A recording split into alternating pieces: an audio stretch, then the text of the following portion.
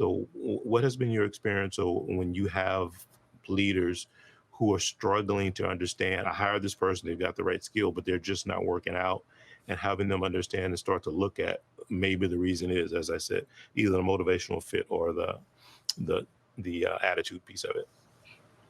It's this is so important, and I think you guys are gonna like this. So I have another story that I can share with you. There's a student that I was working with, and he had a problem with retention, employee retention. I mean, these employees were coming and going, and it was consistently that they were staying there for roughly a month. A month. That is gonna tire you out like very, very fast. And when I was working with him after a year, the longest that we've held an employee was a year because that's how long we were working together. So that was great, right? But what did we do to motivate these people to stay? I think you're going to love this, Vince. We really talked with them about what matters to them. What's their family dynamic? What's their situation at home? Who's in their life? Who's not in their life? So when we start having these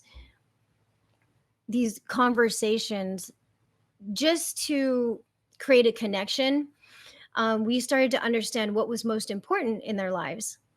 And to come to your point, Brian, how do we motivate them? We have to understand what is their reason to act. What is most important in their life? If their wife is harping for some reason, we have to address the wife. What is going to bring the wife at ease? How can we help the wife? Can the wife come over? Can we all have lunch together in our team meeting? Can we all have lunch together? Is there something that I can provide you with to, you know, help your family know that I'm in this too for the long run? That I'm not just here to hire and fire, but I'm actually here because I want you to do well. Another piece that we have to put in place when we're motivating our employees is we have to understand, what are they good at? And we got to tell them what we see, because oftentimes when you're gifted at something, you're too close to it, you don't even know it. You don't even know how good you are at something until somebody points it out and you're like, really? That's just something I naturally do. They're like, no, you're really good at that. We're like, wow, thank you so much. And then you feel like, wow, okay, I got something good going on in my life. I'm showing up in this way. So this one student, there's this one employee in his life that had an issue with dyslexia. And dyslexia is not something that the employer can literally train him on. I mean, that's taking a whole nother layer to it, right? The employer already has a lot of things to do within the company. So we want to keep it within company boundaries on how we help this person. But one of the things that we were able to, I was able to help his employee, is to not be frowned upon about this handicap, if we could call it that. I don't, maybe there's a better word, but this issue that he thinks is going to hold him back. How about we not let that become a problem? Let's shine all the gifts that he has and let him lead with that.